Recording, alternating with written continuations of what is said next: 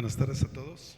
Gracias por su presencia. Espero que aquí estén más cómodos y cómodas que en el 301.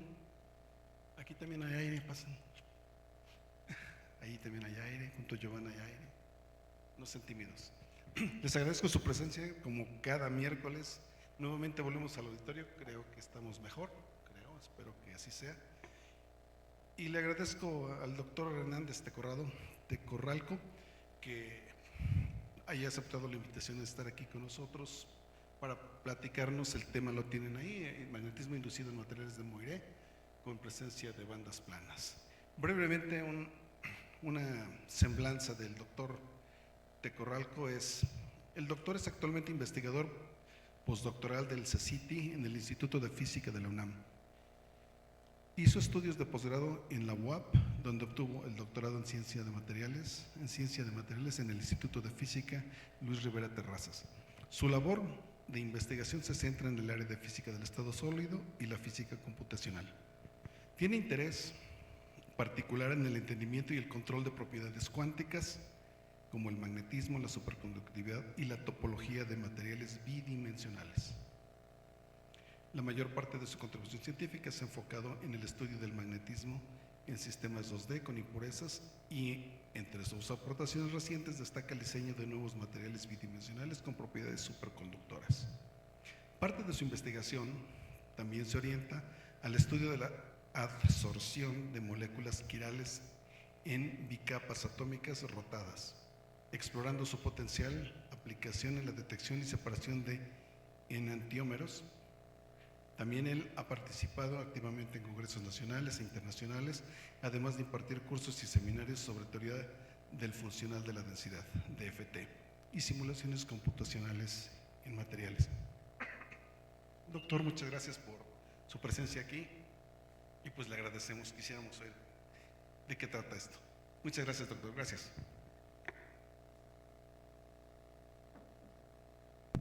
Sí, bueno, ¿me escuchan bien?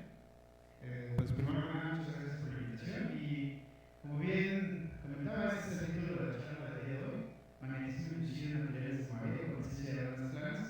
Pero me gustaría primero hacer una especie de recuento histórico para que podamos entender qué es esto de los materiales de Moiré, o si alguno de ustedes todavía no los conoce. ¿A qué me refiero con que estos materiales tienen bandas planas y por qué uno puede predecir de alguna forma fenómenos como el magnetismo en este tipo de sistemas, ¿no?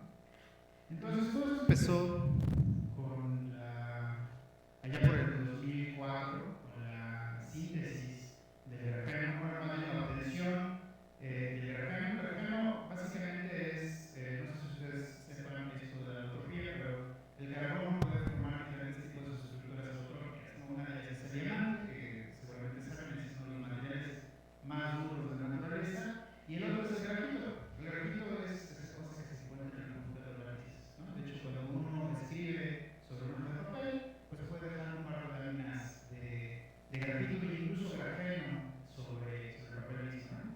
Bueno, pues allá por el 2004, Hein y Bosolov propusieron la posibilidad de tomar una estructura de grafito y separarlo, porque el grafito está compuesto a base de capas de átomos de carbono, ¿no? Y lo hicieron con un método bastante simple, fue el método de la cinta adhesiva. Básicamente tienen el grafito, ocupan una cinta adhesiva, lo colocan sobre el material y lo separan, ¿no? Y bueno, de alguna forma después van y lo ponen sobre algún sustrato y esperan que alguna de las capas queden suspendidas sobre ese nuevo sustrato. Y efectivamente se lo hicieron.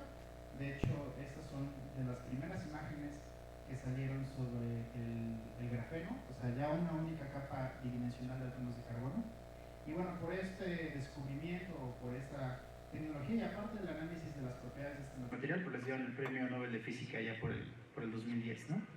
Ahora, ¿por qué les dieron el premio Nobel de Física si básicamente lo único que hicieron fue pues, separar pues, láminas de átomos de carbono, ¿no? Pues tiene que ver también porque esto nos trajo nueva física, ¿no? La física de los electrones que se mueven en estas capas bidimensionales, en este caso del carbono, pues no obedecen hamiltonianos comunes o que ya conocíamos, sino que obedecen este hamiltoniano de tipo Dirac, Y si uno quiere analizar el cómo estos electrones se comportan o se mueven en el grafeno, pues lo que uno o lo que uno tiene que hacer pues es ver su estructura de bandas. En su estructura de bandas lo que uno encontró es que aquí el comportamiento de los electrones sigue esta razón de dispersión, ¿no? Que son unas especies de conitos, ¿no? Entonces eso fue bastante interesante en su momento. Y bueno, a raíz del descubrimiento del grafeno, pues la comunidad científica se volvió a ver la tabla periódica y dijo, bueno, pues si el grafeno existe como una estructura 2D, seguramente pueden haber otras estructuras bidimensionales. Y resulta que sí, ya a la fecha existen un conjunto de estructuras 2D, como estas, por ejemplo, todas con características diferentes, por ejemplo, estructuras bidimensionales basadas en nitruro de boro, que son aislantes, el grafeno que se encuentra aquí, que es un material denominado semimetal, tenemos superconductores, tenemos metales, semiconductores, etcétera, ¿no? Ahora, el paradigma actual del estudio de estas estructuras bidimensionales recae en considerarlas como si fueran piezas de Lego y entonces empezar a apilarlas una sobre la otra para ver qué tipo de propiedades nuevas pueden presentar, ¿no? De hecho, es algo como esto. Imagínense que cada una de estas estructuras 2D es un Lego y uno lo pone uno encima del otro y uno esperaría tener pues nuevos fenómenos físicos, ¿no? Ese es uno de los paradigmas actuales. El siguiente paradigma tiene que ver con lo siguiente. Si uno toma una lámina de grafeno bidimensional y le pongo encima una segunda, ¿no? Y después le aplico una rotación, entonces voy a obtener algo como esto. Esto de acá es una especie de patrón de interferencia, ¿sale?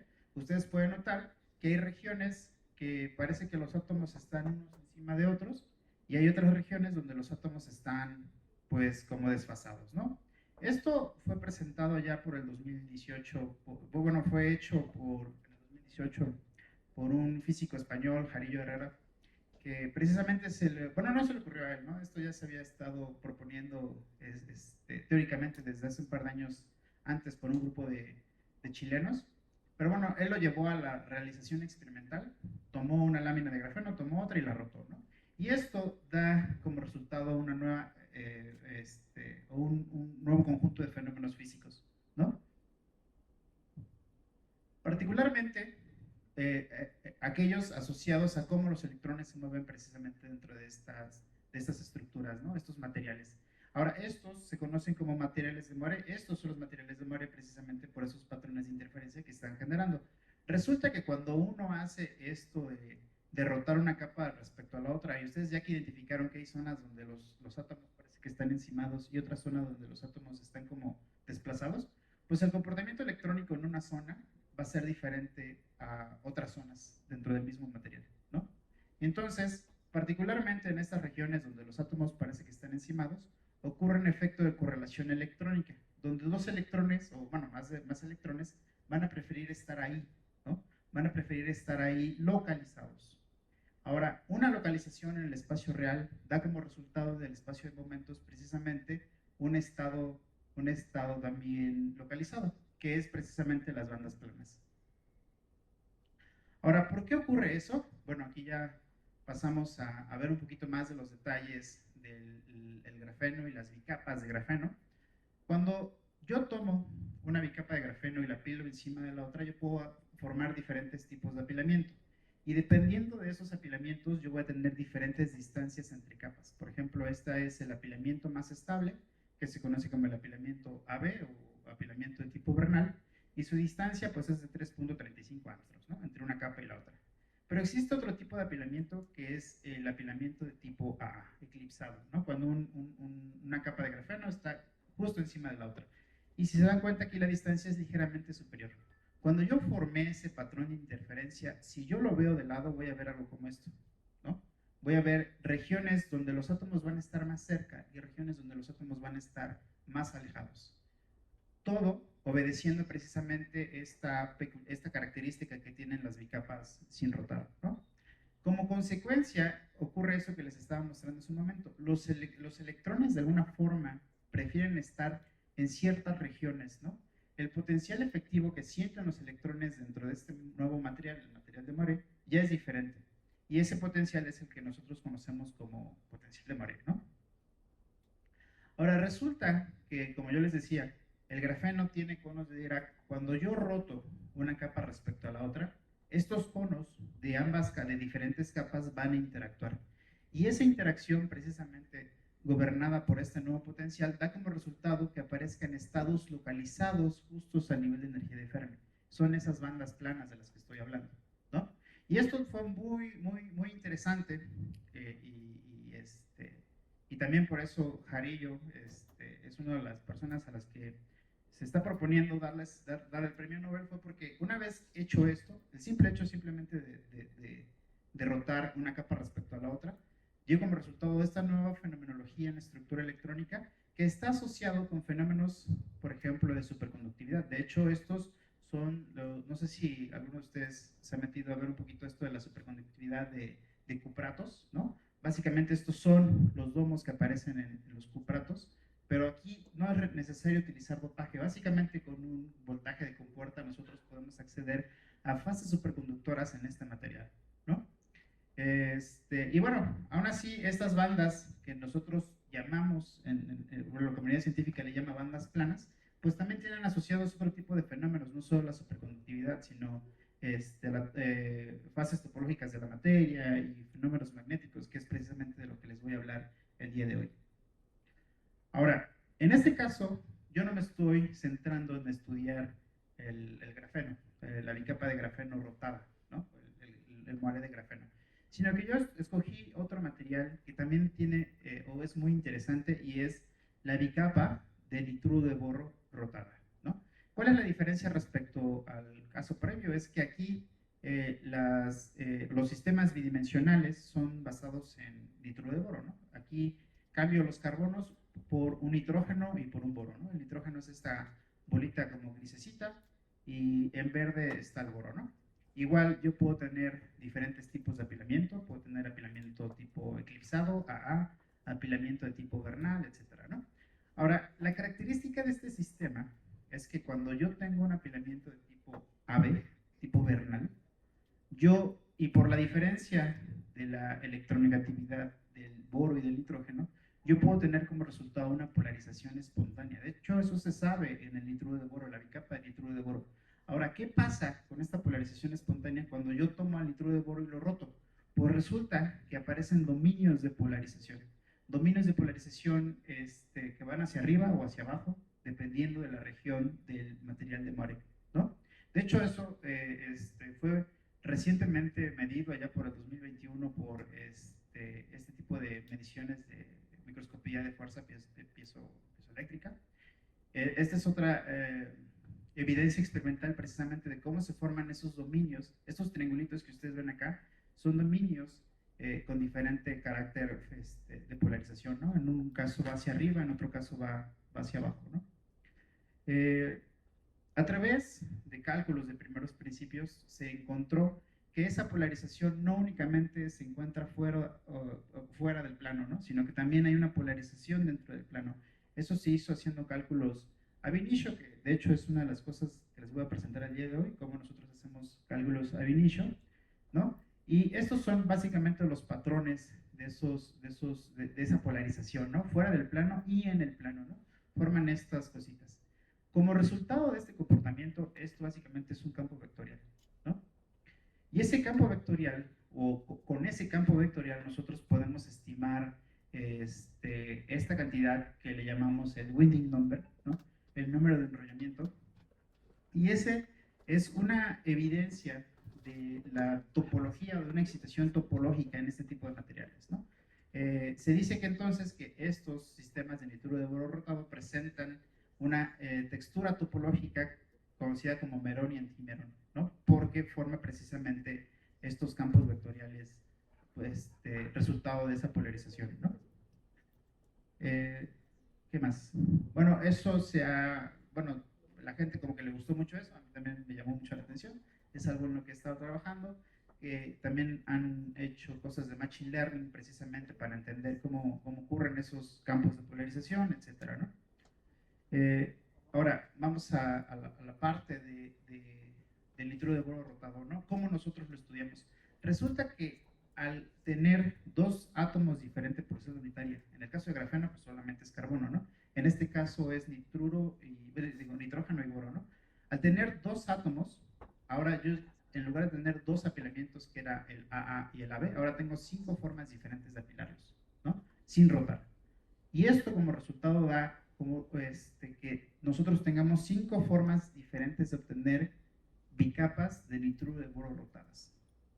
Ahora, en este trabajo de 2023 lo que hicieron fue pues, crear una especie de nomenclatura para poder identificar diferentes tipos de bicapas de nitruro de boro rotadas, ¿no? Y esto es importante por algo que les voy a mostrar un poquito más adelante. Pero bueno, quiero que si nos centremos un poquito en entender qué significan estas letras, el BNNB, BBNN, NN, BN, BB, ¿no? Bueno, esta cosita en azul, pues es una celda unitaria, ¿no? Estoy definiendo ahí una celda unitaria que contiene un conjunto de átomos, ¿no? Y esta nomenclatura lo que me está diciendo a mí es que aquí hay un átomo de boro encima de un átomo de nitrógeno y un átomo de nitrógeno encima de un átomo de boro por celda unitaria, ¿no? Que son estos 2 sitios que tengo acá. Aquí tengo un átomo de boro encima de uno de boro y uno de nitrógeno encima de uno de nitrógeno, y la misma idea es para lo siguiente. Aquí solamente tengo uno de nitrógeno encima de uno de nitrógeno, aquí tengo, o aquí están intercambiadas, aquí están uno de boro sobre uno de boro, etcétera, ¿no? Ahora, esto, el tener 5 formas diferentes de formar estructuras rotadas basadas en nitruro de boro, pues también tiene un impacto de alguna forma en la estructura electrónica, que de hecho es lo que muestran en este trabajo. Ellos muestran que las bandas, ¿no? La relación de dispersión de la energía del electrón contra su momento, pues es diferente dependiendo de los diferentes apilamientos, ¿no? Eso significa que cuando yo roto el nitruro de boro, pues ese potencial de marea que se genera va a depender de cómo estos estén apilando. Y eso es algo bastante interesante. Ahora, también, esta grafiquita lo único que muestra es cómo varía precisamente el band gap, ¿no? Para los diferentes tipos de apilamiento conforme uno va cambiando el ángulo de rotación. Porque el ángulo de rotación es una variable de control de las propiedades de estos materiales, ¿no? Entonces eso es otra cosa también muy importante que actualmente se está explotando, ¿no? Ahora, otra de las características del nitruro de boro, a diferencia del grafeno, y por qué de hecho escogí este sistema, es porque en el caso del grafeno, esas bandas planas de las cuales les estoy hablando solamente ocurren a ángulos muy específicos y a ángulos muy, muy pequeños. Pero en el caso del nitruro de boro, esas bandas planas, que son estas cositas que ustedes están viendo acá, ¿no? O sea, estados localizados en la estructura de bandas con cero dispersión, ocurren para ángulos no necesariamente muy pequeños, sino que ocurren para ángulos más grandes, ¿no? Y eso nos da facilidad o practicidad de poder estudiar fenómenos de bandas planas sin necesidad de llegar a esos ángulos tan pequeños que se requieren en el nitruro, digo, en la bicapa de grafeno rotada, ¿no?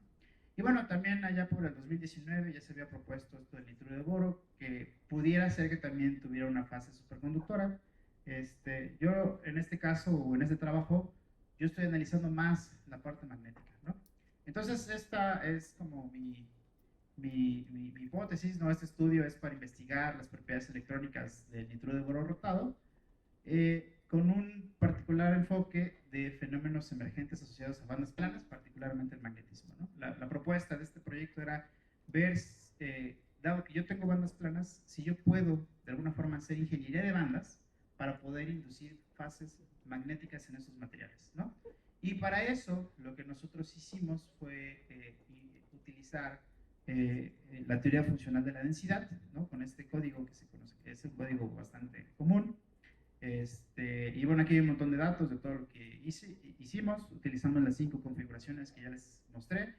Analizamos diferentes ángulos de rotación, ¿ok? Y lo que quiero mostrarles antes de presentar los resultados es más o menos cómo es que funciona esta teoría de funcional de la densidad, porque luego la gente presenta pues, solamente los resultados, pero uno luego no sabe de dónde vienen esos resultados, ¿no? La teoría funcional de la densidad pues es una simplificación de un problema que tenemos, ¿no? Bueno, el problema de muchos cuerpos. Seguramente ustedes saben que si quieres encontrar el comportamiento de átomos, moléculas, sólidos, pues tendríamos que resolver una ecuación de tipo Schrödinger, una ecuación de autovalores, ¿no? Aquí esta phi es una función de onda que toma en consideración los núcleos y los electrones, ¿no? Este es el problema que tenemos que resolver.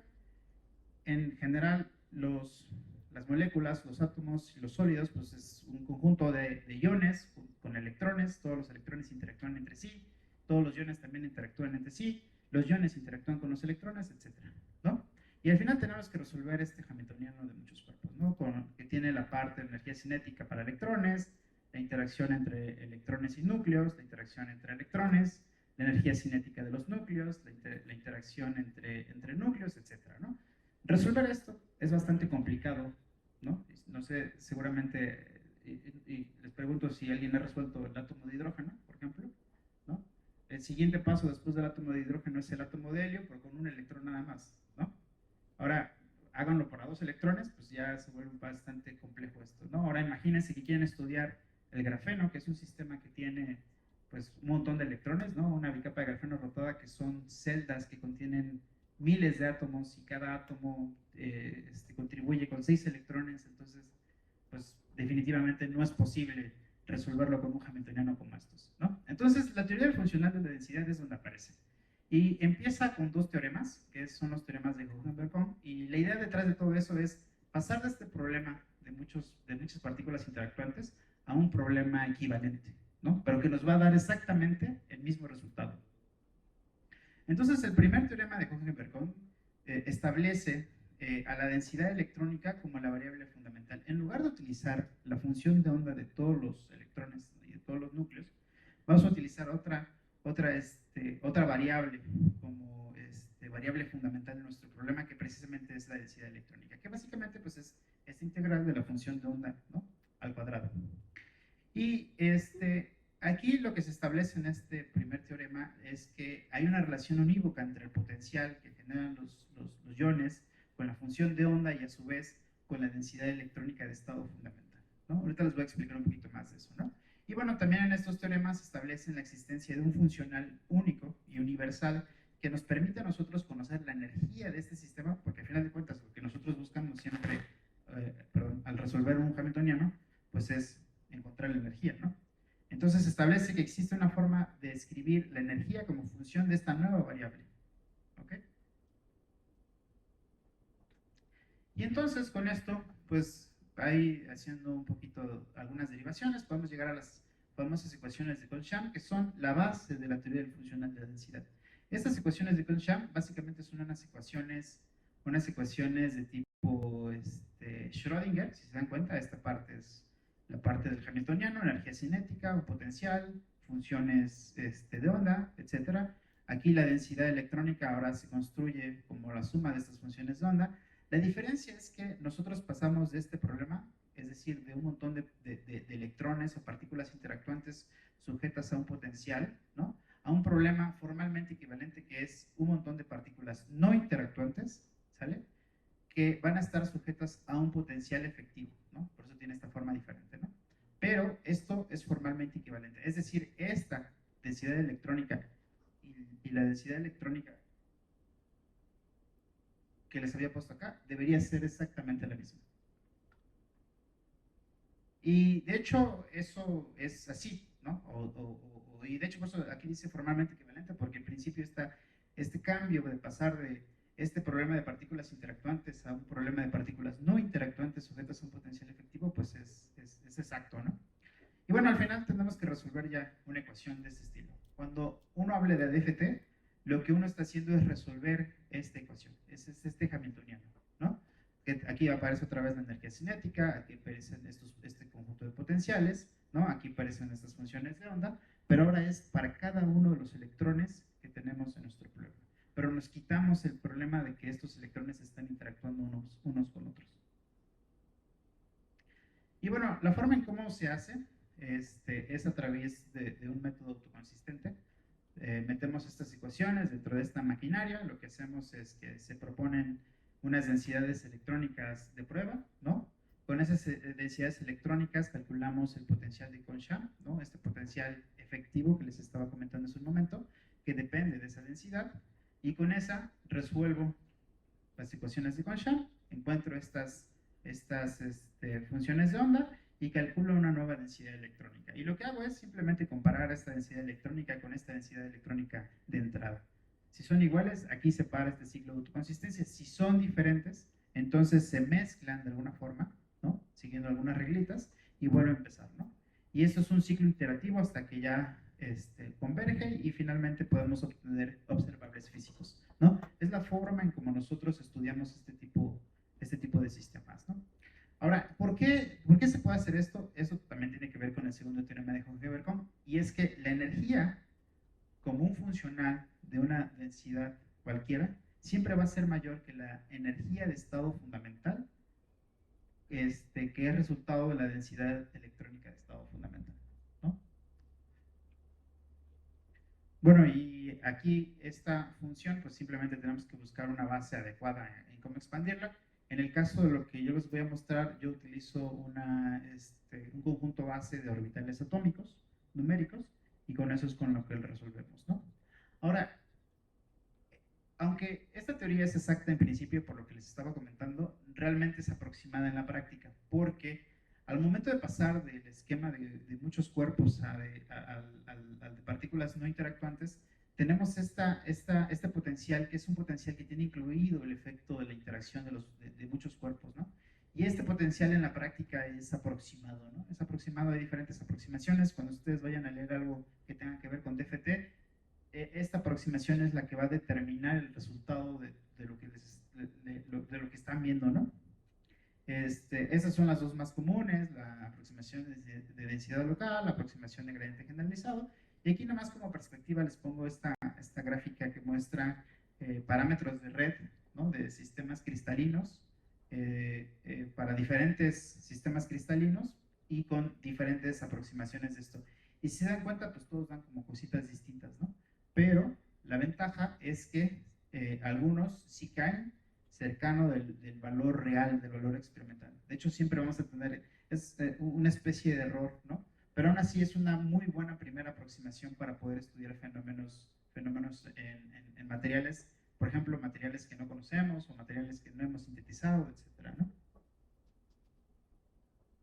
Bueno, y simplemente me gusta también presentar esto porque a veces uno piensa que esta teoría es exacta en el sentido de que siempre van a salir las cosas y demás. La verdad es que tiene muy buena precisión con los años. Bueno, primero hay muchos códigos, ¿no? Hay muchos códigos allá afuera. Si alguno de ustedes está interesado en hacer algo como de DFT, pues pueden agarrar alguno de estos códigos y empezar a meter numeritos, ¿no? Y tengan certeza de que pueden tener resultados fiables, ¿no? Porque, de hecho, lo que está mostrando aquí es también cómo evoluciona un parámetro, un observable físico, en cómo fue calculado con respecto al año de publicación. En este caso es el parámetro de red del silicio, ¿no? Y entonces, lo que está mostrando aquí es la precisión, ¿no? Y la exactitud respecto al experimento y la precisión respecto a las mediciones, si lo quieren decir de esa forma, ¿no? Conforme el tiempo va pasando, la precisión pues tenía un error muy grande, ¿no? Pero a la salida de este artículo allá por el 2016, pues esta como que se mejoró bastante.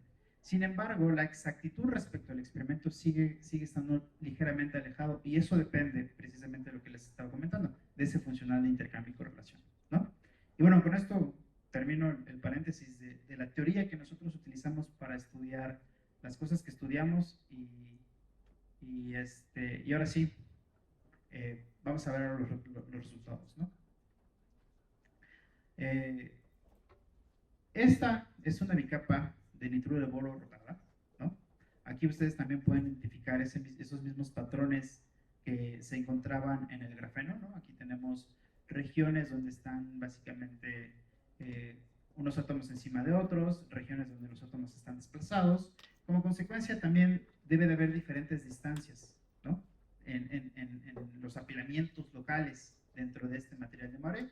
Esta gráfica lo que muestra es el desplazamiento fuera del plano y en el plano de estos átomos, y se ve algo como esto. Precisamente es eso que se espera en un potencial de Moré, tener regiones donde los átomos están más alejados, regiones donde los átomos están más cerquita, ¿no? En azul es donde están más cerca, en rojo es donde están más lejos, ¿no? También hay un desplazamiento que tiene una especie de vorticidad o felicidad, no sé cómo decirlo, de los átomos, ¿no? Y entonces esto da como resultado precisamente un potencial de Maré. Y ese potencial de Maré, pues hay que analizarlo en la estructura electrónica. Esta es la estructura de bandas, ¿no? Para diferentes ángulos, para ese material que les mostré. Básicamente, pues son espaguetis que están muy amontonados. Es difícil hacer una interpretación directa de esta estructura de bandas. Lo que sí podemos analizar aquí es la densidad de estados, ¿no? Que es otra forma de analizar la estructura electrónica. Pero sí quiero que noten que en la densidad de estados, conforme el ángulo va reduciéndose, conforme yo voy reduciendo el ángulo de rotación que existe entre dos capas, va apareciendo aquí pues una especie de piquito, ¿no? Y ese piquito debe estar asociado a una banda plana en estos sistemas. Resulta que para el caso del nitruro de boro rotado, esas bandas planas ocurren para ángulos menores a 9.4 grados, ¿no? Ahora, en el grupo en el que yo estoy trabajando, Francisco Sánchez construyó un programa para hacer algo que se conoce como el desdoblamiento. Estos espaguetis que ven así ustedes, realmente es un efecto de utilizar superceldas. Cuando uno utiliza superceldas, resulta que las bandas empiezan a repetirse varias veces y entonces quedan estas cosas así muy encimadas y ya no hay forma de comparar incluso con experimentos. Entonces lo que se hace es un procedimiento que se conoce como de desdoblamiento, es tratar de identificar cuáles de estas bandas deberían de pertenecer a las bandas de un sistema unitario, ¿no? Y uno obtiene algo como esto. De hecho, este es una bicapa sin rotar en el apilamiento AB, y esta es la estructura de bandas ya una vez hecho este proceso de desdoblamiento. Y si ustedes se dan cuenta, van a identificar claramente las mismas bandas en un caso que en el otro. Simplemente que ahora vamos a tener más noción de qué es lo que está pasando precisamente en esta región, porque si ustedes ven las densidades de estados, las densidades de estados son prácticamente iguales en diferentes regiones de energía, pero no cerca del tope de la banda de valencia, ¿no? Entonces, una vez que se hace ese desdoblamiento, pues uno obtiene algo como esto, ¿no? Ahora, esto ya es algo que uno podría comparar con experimentos como ARPES directamente. Y aquí ya podemos entender un poquito a qué va ese estado localizado, o sea, de qué es, o sea, si es una banda plana, no es una banda plana. Pues resulta que ese estado localizado que ven aquí, que podríamos llamar banda plana, realmente es una especie de aislamiento de una porción del tope de la banda, ¿sale? De hecho, no sé si se alcanza a notar por acá, a lo mejor aquí no se vea muy bien, y aquí, por aquí tal vez, si los ojos muy pequeños, podrán notar que aquí el tope de la banda de valencia está separado del resto de bandas. Eso significa que aquí los electrones están confinados, ¿no? Están localizados. Y por esa razón, nosotros vemos este piquito que tenemos acá, ¿sale? Ahora, cuando uno tiene este piquito, cuando uno tiene estas cosas muy cerca del tope de la banda de valencia, bueno, antes de eso, vamos a analizar la naturaleza de este piquito, ¿no? Ya la vimos de dónde viene, ya vimos que se genera. Aquí es ese mismo piquito para un ángulo de rotación, otro ángulo de rotación, pero para los diferentes apilamientos. Básicamente no hay muchas diferencias en las bandas de valencia. Y cuando uno analiza la naturaleza de este pico, lo que obtiene es esto. Aquí yo tengo la diferencia entre densidades de carga y la densidad de estados local. Básicamente es la integral de únicamente este piquito, y uno ve esto, ¿no? ¿Qué es lo que significa? Es que efectivamente hay una localización en una región específica del material. Y en este caso, la localización en este nitruro de boro es en esas regiones tipo AA que tenemos, ¿no? Entonces cumple exactamente el mismo comportamiento que la bicapa de grafeno rotada, ¿no? Que el grafeno rotado. Ahora, cuando nosotros tenemos estos piquitos, ¿no? A la gente generalmente se le ocurre que al ser una densidad de estados muy localizada y muy alta, uno puede hacer ingeniería de bandas con ella. ¿Cómo? Por ejemplo, haciendo uso de dopaje. Si uno mete de alguna forma portadores dentro de esa banda, ¿no? Dentro de ese pico, en este caso los portadores que vamos a meter son huecos, pues uno esperaría que la estructura electrónica hubiera un efecto en la estructura electrónica, ¿no? Y de hecho, bueno, nosotros ahí calculamos una densidad de portadores usando esta formulita, ¿no? Que es de este orden, que es básicamente casi del mismo orden que se utiliza en la bicapa de grafeno rotada para analizar la superconductividad. Y lo que encontramos es que cuando uno le mete precisamente una densidad de portadores de huecos a esos piquitos que les mostré, aparece este comportamiento, un comportamiento magnético. Es decir, nosotros podemos inducir una fase magnética en estos materiales simplemente por adicionar huecos. De hecho, es algo que publicamos precisamente a mediados del año pasado, creo. Y lo que encontramos es que este magnetismo es muy dependiente del ángulo de rotación. Y es lo que les decía, el ángulo de rotación es otra variable de control de las propiedades fundamentales de estos materiales. ¿Qué es lo que observamos? Cuando uno le mete un poquillo de huecos, el sistema se polariza. Obtiene un momento magnético de un magnetón de Bohr por portador y entra como una especie de plató donde se mantiene este momento magnético saturado, ¿no? Hasta que llegamos a una condición de llenado medio. Estas líneas punteadas representan el llenado medio de esa bandita, ¿sale? Y justo en ese punto es cuando el sistema empieza a dejar de ser magnético, ¿no? Empieza a perder su polarización. Nosotros podemos asegurar que la fase magnética es la fase fundamental solamente analizando la diferencia en energía entre el caso magnético y el caso no magnético. Estos valores negativos me están diciendo a mí que los sistemas magnéticos sí son de menor energía que los sistemas no magnéticos. Y bueno, todo esto se hace simplemente con esta teoría de FT que les mostré hace un momento, ¿no? Entonces es posible hacer ajustar el comportamiento magnético como función de la densidad de huecos y el ángulo de rotación de estos materiales.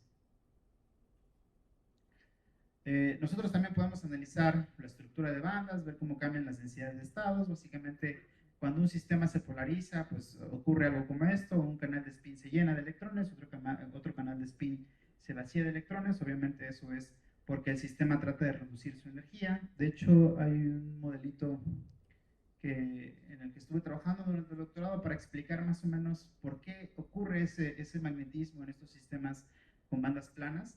Y es una aproximación muy simple. Tiene que ver con un modelo de tipo Stoner. Ya les dije yo que tenemos un piquito muy alto, es una densidad de estados muy alta ahí. Entonces, esa densidad de estados o ese piquito la podemos aproximar como una especie de banda rectangular en una primera aproximación. Y esa banda rectangular pues tiene dos cantidades. Bueno, depende de dos cosas, ¿no? El ancho de esa banda, ¿no? Y la cantidad de portadores que va a existir dentro de la banda, ¿no?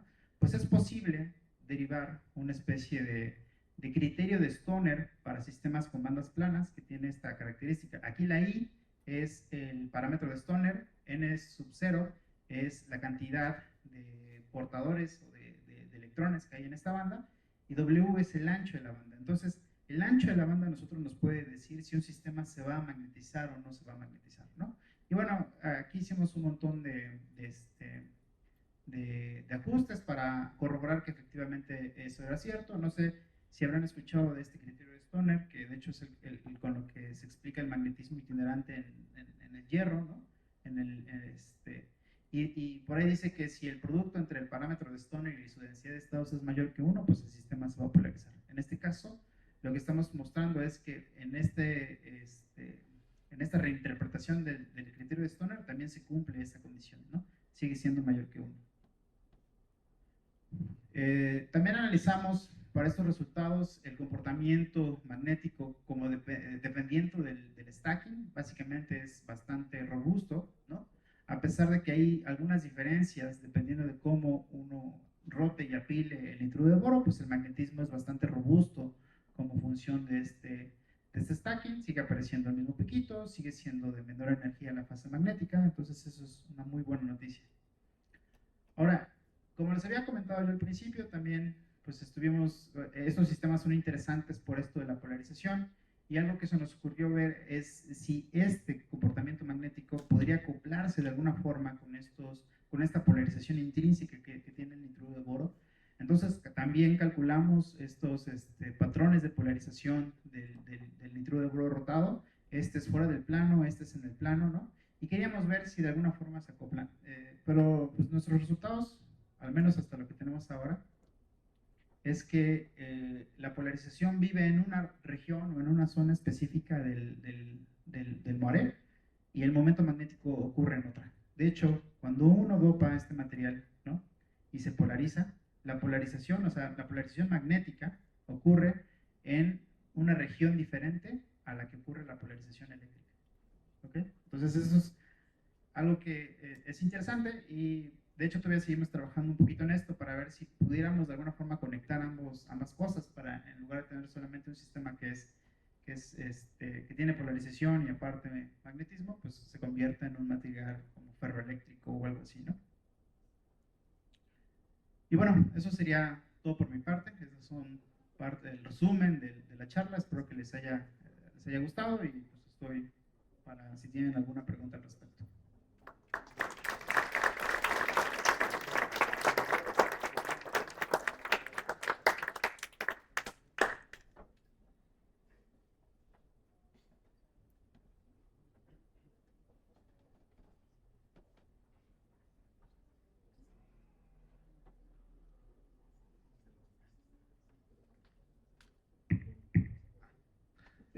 Hola, gracias por la conferencia. Mencionó anterior, bueno, en una lámina, no me acuerdo cuál, no anoté el número, pero mencionó que podía haber una fase superconductiva. Bueno, mi pregunta era, bueno, si había interés en que esta fase superconductiva sucediera a una temperatura un poquito más alta, ¿no? Es muy ansiado en el terreno de la superconductividad tener conductores a altas temperaturas, ¿no? Sí, claro, es una muy buena pregunta. De hecho, pues ahorita está la búsqueda del material con temperatura crítica superconductora que sea a temperatura ambiente. A la fecha no existe un material que tenga esa característica. Lo más cercano son unos compuestos basados en sulfuro de hidrógeno y unos hidruros de lantano. O sea, compuestos basados en hidruros, pero a altas presiones, ¿no? Y ya rondan más o menos la temperatura ambiente. Pero en este caso, o en estos materiales, desafortunadamente no tienen esas temperaturas tan llamativas.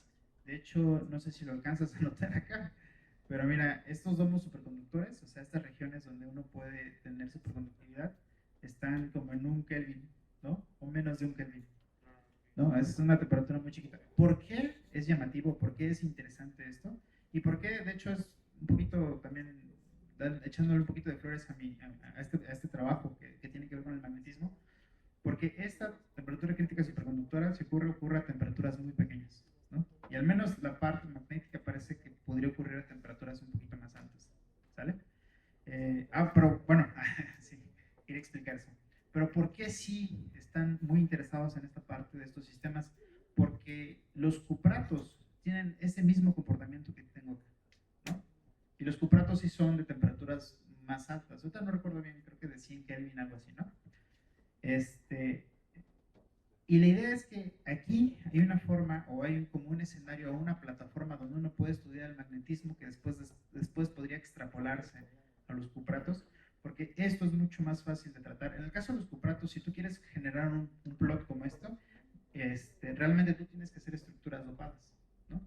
Entonces tienes que sintetizar un material, meterle dopantes, átomos dopantes, y luego medir sus propiedades. Luego sintetizar ese mismo material, meter otra cantidad de portadores y hacer lo mismo. Aquí lo que controla este comportamiento es básicamente un voltaje de compuerta.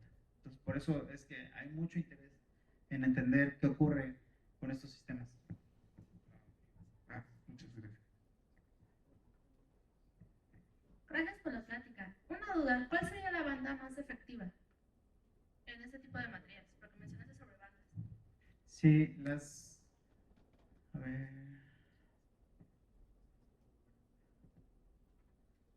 Bueno, mira. En general, esta es la estructura de bandas. La estructura de bandas, primero que todo, que quede muy claro, ¿no? Es lo que determina el comportamiento electrónico de los materiales, ¿no? Es lo que me va a decir a mí si es un superconductor, si es un aislante, si es un metal, etcétera, ¿no? Entonces, esto de acá, estas espaguetis que ven aquí, lo que me dice a mí es cómo los electrones se mueven en un material, ¿no? Dependiendo del momento que tiene, ¿sale? Y particularmente los electrones que se encuentran muy cerquita del nivel de energía de Fermi, ¿no? o en este caso, para cuando son sistemas con un gap en el tope de la banda de valencia, son como sí los más importantes, porque pues de ellos va a depender las propiedades del sistema, ¿no? O sea, o sea, ahí es la física que queremos nosotros analizar, ¿no? Entonces, particularmente, por eso hicimos este análisis de desdoblamiento de la estructura de bandas, Porque así nosotros ya sabemos que esas bandas planas que veíamos realmente son porciones, ¿no? Porciones de esas mismas bandas, pero que ahora de alguna forma, por la interacción entre capas y la rotación, se separan, ¿no? Si quisieras decir cuáles son las más importantes, pues siempre van a ser las que se encuentran en el tope de valencia, ¿no? Porque de hecho eso es lo que hace que estos sistemas, por ejemplo, sean magnéticos cuando yo los dopo, porque la ingeniería de bandas es meterle electrones y los primeros, bueno, más bien, meterle huecos y los primeros a los que les voy a meter huecos, pues son los que están más cercanos del nivel de energía de Fermi. No sé si eso explicó un Sí, poquito la gracias. pregunta. Hola, buenas tardes. Mi pregunta es respecto al campo vectorial. Yo lo vi muy simétrico, se ve muy bonito. No sé si habrá alguna forma, por ejemplo, de encontrar una forma como analítica, porque como se relaciona con un potencial, me habías mencionado, algo así, por ejemplo, que dijéramos E igual a menos gradiente de B menos la parcial de un campo A, por ejemplo. ¿Será posible? ¿Otra vez, perdón? ¿Será posible representar el campo vectorial que se ve? Es que hay otra lámina como color verde, que sería como unos remolinos. ¿Será esta o...? Esa es la anterior. Ah, bueno, Ese. sí. Bueno, en este caso no es bueno, sí, también puede ser un campo vectorial, no había pensado, porque aquí lo que yo estoy viendo simplemente es cómo los átomos del nitruro de boro se desplazaban de su posición de equilibrio, ¿no? Desde una posición inicial, ¿qué pasó con esos átomos? Resulta que esos átomos, pues, se reordenan, que es otra cosa que se puede hacer con DFT, ¿no? Con DFT uno puede calcular energías, y si tú tienes energías, puedes calcular fuerzas. Si tú calculas fuerzas, tú puedes ver cómo se van a mover estos átomos cuando interactúan unos con ellos, con otros, ¿no? Y sí, esto a lo mejor sí podría representarse como una especie de campo así como dices, ¿no? Que no sé, una forma de encontrarlo como analítico, no sé. No sé, no. Podría hacerse. Sería interesante. Podría hacerse, sí. Sí, podría. Solo es eso. Muchísimas gracias. Gracias a ti.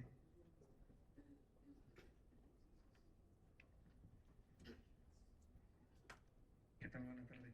Disculpa, cuando utilizas el potencial efectivo, bueno, creo hace tiempo escuchar que el potencial efectivo sirve cuando pasas de más dimensiones a como nada más ver la parte radial, ¿no? ¿Se hace en ese esquema?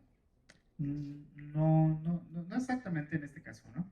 O sea, aquí este cuadrito simplemente lo puse como si fuera un pozo de potencial, ¿no? Pero para representar el potencial real que sienten los electrones, ¿no? O sea, los electrones cuando están en un cristal, en una molécula, etcétera, están sujetos a un potencial dado por la posición de los núcleos, ¿no? Entonces, los electrones se tienen que mover de acuerdo a ese potencial que están sintiendo. Lo que hacemos en estas ecuaciones de Gonsham y en esta traducción del problema de muchos cuerpos al problema de partículas no interactuantes es sustituir ese potencial exacto y real que conocemos por un potencial diferente, ¿no? Un potencial distinto que ahora va a ser la contribución de esos tres potenciales que tú ves acá, ¿no? ¿Sale? Ahora, ¿por qué es efectivo? Porque esta curvatura irreal que tú estás viendo aquí en este potencial que yo estoy dibujando así, proviene de esta aproximación, ¿no? La que yo les comentaba, que es la única aproximación que tiene la teoría del funcional de la densidad, ¿sale? Mucho trabajo se hace actualmente para encontrar ese potencial de intercambio y correlación que nos reproduzca de forma exacta las propiedades, o más bien ¿cómo se llama? Las funciones de onda, la densidad electrónica, el estado fundamental de las moléculas, de los átomos, de los sólidos, ¿no? No sé si te contesté. Sí. Gracias. Buenas tardes, gracias por la charla.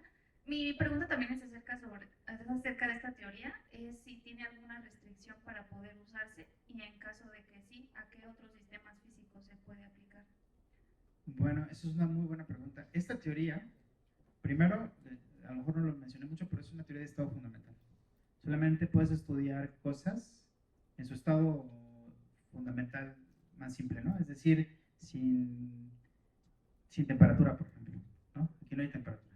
Si tú quieres estudiar cosas, bueno, entonces, propiedades de estado fundamental como son, por ejemplo, constantes de red, o en el caso de sólidos, ¿no? Constantes de red, distancias, enlace, energías, estructura de bandas, ¿no? Todas esas propiedades de estado fundamental. Esta teoría nos sirve si quieres estudiar cosas, por ejemplo, fenómenos que evolucionan con el tiempo o fenómenos que tengan asociados transiciones entre bandas, ¿no? Por ejemplo, si quieres analizar propiedades ópticas, esta teoría no funciona para eso. Tú puedes tomar el sistema que a ti se te ocurra y tú puedes utilizar esta teoría para estudiarlo. O sea, no hay restricción respecto a qué sistemas usarlo. Puedes ocuparlo para sistemas 2D que existen, sistemas 2D que todavía no existen. Y la ventaja de esta teoría, como es de estado fundamental, es que también te permite predecir a ti nuevas estructuras, ¿no? O nuevos materiales. De hecho, hay mucho trabajo de eso también. Porque esta es una teoría ab initio. La única información que tú necesitas, ¿no?, para estudiar algo es decidir qué átomos están involucrados y qué configuración en el espacio tienen. Y ya, ¿no? De ahí tú puedes calcular un montón de cosas, ¿no? Estas cosas que te estaba comentando.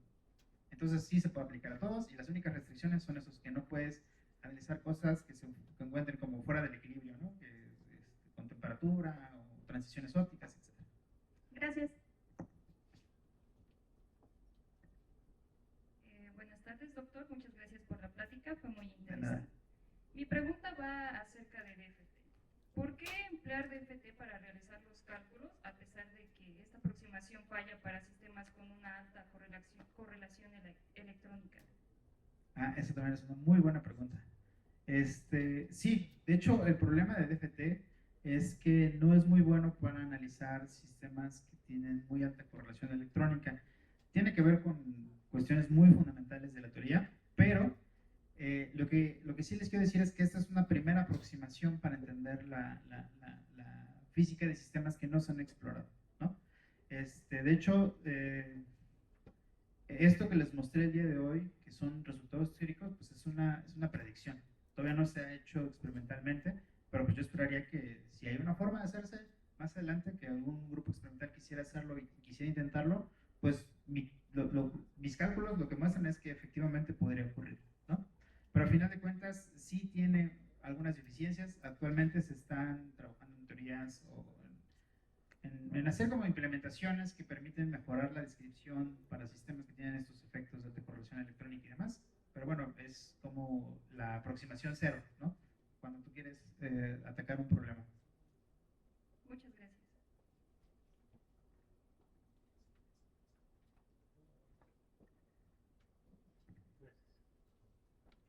Buenas tardes. Mi pregunta es acerca del magnetismo. ¿Es en general itinerante o localizado? Esa también es una buena pregunta porque en este caso es difícil para mí asegurar que pueda ser un magnetismo localizado itinerante. Es una cosa un poquito compleja. Por ejemplo, esto del modelo de tipo Stoner que se propuso, pues de hecho el modelo de Stoner funciona para sistemas que tienen magnetismo itinerante, ¿no? No es magnetismo localizado. Pero pues si uno se va a ver, por ejemplo, dónde vive el magnetismo, que es precisamente lo que les mostré aquí, ustedes pueden ver que si hay una región como que tiene una mayor... hay una región específica donde yo tengo momentos magnéticos ligeramente más grandes, ¿no? Podría pensar que es localizado en ese sentido, aunque si yo veo todo el sistema bidimensional, yo veo que tengo momentos magnéticos distribuidos en toda la estructura cristalina, porque de hecho esto empieza en cero, pero eso empieza en cero, pero este colorcito que ven acá es como un punto 0,2. Eso significa que en todo el moaré yo tengo fracciones de momento magnéticos. Entonces podría decir tal vez que sí es itinerante, pero sí hay una especie de localización, ¿no? Entonces es una cosa ahí rara, ¿no? La verdad no me quiero comprometer a decir es uno o es el otro, es magnético hasta donde sea en este momento, y ya, ¿no? Gracias.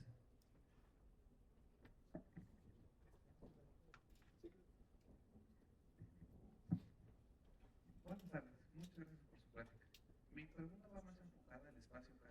¿Por qué es importante analizar los materiales en el espacio K? Y bueno, o sea, básicamente es eso. Sí, es también una buena pregunta. Pues es una cuestión ahí histórica también. Pero, por ejemplo, para nosotros es un poquito más simple analizar a los electrones en este espacio porque este espacio K es el espacio de momento K como tal, ¿no? O sea, tú tienes un electrón que le vas a asignar un momento específico, ¿no? Entonces, ese momento específico, pues ya lo podemos contrastar con lo que ocurre en esta representación, ¿no? Ahora, el espacio K, pues es como un espacio, ¿cómo le dicen? No quiero decir inverso, debe de haber otra palabra más específica para eso, ¿no? Pero sí, o sea, es básicamente eso, ¿no? No sé si contesté. Ok, sí. ¿Qué tal, doctor? Muchas gracias. No, Mi pregunta es, ¿cómo logran esa rotación de una lámina a otra? Mencionó usted que un físico español lo consiguió hace unos años. Quería preguntar eso. ¿Es muy difícil? ¿Se necesita material muy especial? ¿Ustedes lo pueden hacer ahí en la UNAM o cómo se logra? Pues fíjate que hay un chico, son pocas las personas en México que tratan de hacer eso. Ahorita se me ocurre de pronto un investigador, un doctor Felipe, él trabaja con dicalcogenuros de metales de transición. Entonces, esos dicalcogenuros también pueden formarse como especies de bicapas, ¿no? O monocapas, ¿no? La idea es, pues, tomar una de esas monocapas, separarla, así como, por ejemplo, con estas técnicas de cinta adhesiva, y luego, pues, de alguna forma rotar y dejar caer sobre otra capa, ¿no? O sobre otra monocapa, y dejar que el sistema, pues, se relaje como se tenga que relajar, y ya después medir el ángulo. La verdad es que no es así muy controlado, ¿no? Como lo hacen experimentalmente, pues es que toman una lámina muy grande de un material 2D, en el caso de grafeno, hacen un corte de esa lámina, y lo que hacen es también ahorita no me acuerdo con qué lo hacen específicamente, pero levantan uno de esos cortes y hacen un pequeño giro, pero es así muy, muy, muy milimétrico, porque son ángulos muy chiquitos, ¿no? Y luego van y lo dejan caer encima del material, ¿no?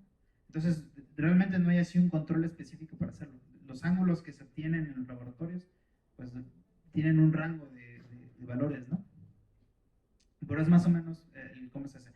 Tecnológicamente sí ha de ser un reto hacer ese tipo de cosas, ¿no? Porque pues necesitas materiales que tengan mucho control, bueno, equipo que tenga mucho control, cosas así, ¿no? Gracias.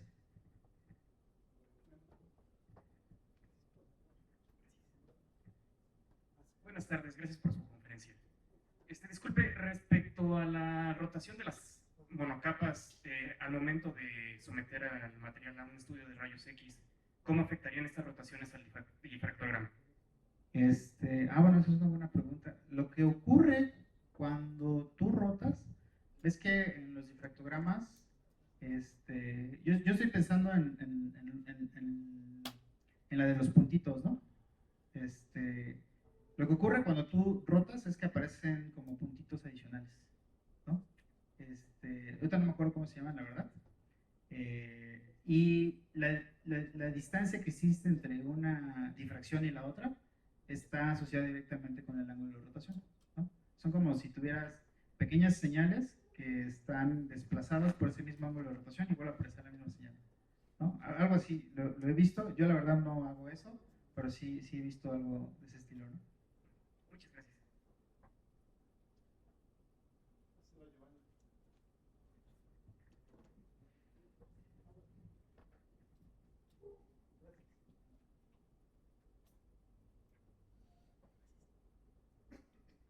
Buenas tardes, gracias por la charla. Sí, a mí me llamó la atención, en el grafeno usted ha mencionado que hay unas distancias específicas a las que ponen las láminas, ¿no? Entonces, me da la duda si en el material que usted trabaja, el nitrido de boro, son esas mismas distancias. Y si son estas mismas distancias, son distancias establecidas por el experimento, por la teoría, y si no son las mismas distancias, ¿cómo establecen ustedes a qué distancia entonces tienen que poner las placas? Gracias. Bueno, eso de ahí, esas de ahí que yo tengo son distancias experimentales, ¿no? O sea, se pueden medir y puedes tú saber a qué distancia se encuentra, ¿no? Cuando uno hace simulación de este tipo de materiales, tú escoges el conjunto de parámetros numéricos y el potencial de intercambio y correlación adecuado que te permite reproducir estos mismos valores lo mejor que se pueda. De hecho, sí hay una pequeña discrepancia respecto a lo que te da el experimento y lo que te arroja la simulación. No es más allá de la ruta, que me acuerdo, del 5% de error, por ejemplo, ¿no? Ahora, cuando entonces construimos estas bicapas y nosotros las simulamos, nosotros le permitimos, ¿no?, que se relajen como quieran. Porque es lo que les comentaba hace un momento. Cuando uno tiene energías, ¿no?, con esas energías uno también puede calcular fuerzas, las fuerzas que sienten cada uno de los átomos. Entonces, cuando yo tengo la capa de acá, la bicapa de allá, la que dice AA, ¿no?, ahí, como uno de los átomos está justo encima del otro, no sé si lo vean así ustedes, pero realmente yo tengo ahí una especie de nube electrónica, ¿no? Tengo un átomo y alrededor de ese átomo hay electrones, ¿sale? Cuando yo tengo un átomo sobre otro, pues tengo realmente tengo una burbuja de electrones así grandota, ¿no? Cuando se acercan, estos no les va a gustar estar cerquita, van a empezar a repelerse uno de los otros. Por esa razón es que ese apilamiento, el AA, tiene una distancia más grande que la otra, porque en la otra, al estar ligeramente desplazados, pues como que sí se pueden acercar un poquito más, ¿no? Entonces, eso es algo que se sabe y que describe muy bien la teoría, y es la razón por la que dan esas diferencias, esas diferentes distancias, ¿no? Entonces, la teoría en este punto sí permite predecir con cierta precisión estas distancias, y al predecir esas distancias permite obtener esos patrones de diferentes, ¿cómo puedo decir?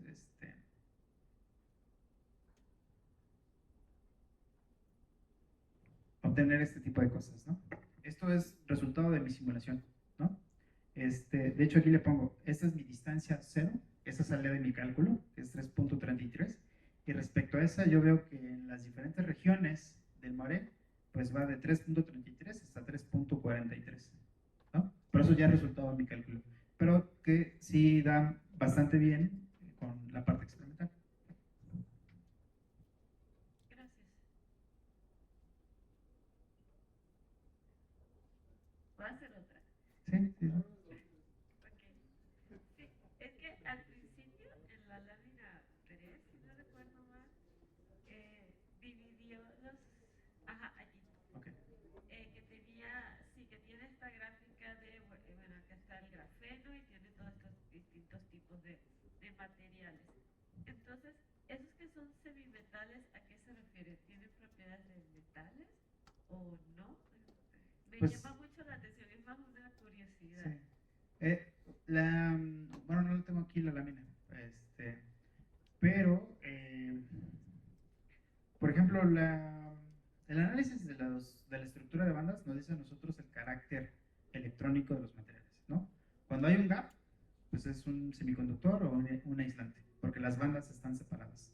Cuando tenemos un metal, tenemos unas bandas y el nivel de energía de Fermi cruza, ¿no?, más de una banda, ¿no? Por ejemplo, a ver si tengo una por acá, ¿no? Por ejemplo, en este caso. Este caso es un semiconductor, un aislante, más bien un aislante, porque esta línea de acá, que es el nivel de energía de Fermi, me está separando dos conjuntos de bandas, ¿no? Las bandas llenas de electrones, bandas separadas de electrones. Si este nivel de energía de Fermi estuviera por acá, cruzaría más de una banda y sería un metal, ¿sale? En el caso de los semimetales y en el caso del grafeno tiene que ver con esto, tiene que ver con la característica inusual de su estructura electrónica, que forma conos, ¿sale? Aquí el nivel de energía de Fermi se encuentra justo en el puntito donde el cono de valencia y el cono de conducción se tocan, ¿no? Entonces el nivel de energía de Fermi se toca ahí, y por eso se le llama semimetal, porque pues creo que no le pudieron poner ni metal ni semiconductor, porque primero no hay un gap, pero tampoco es que sea un metal, ¿no? Porque no cruza por acá, ¿no? O no cruza por acá. Y pues esto está pegado, pero solamente en un punto, ¿no? Entonces la razón por la que le llaman semimetal tiene que ver con eso, ¿no? Es una característica muy particular del grafeno. Bueno, que también existe ya en otros materiales, ¿no? No solamente en él. Sí, ok, gracias. No, ¿de qué? agradecemos una vez más a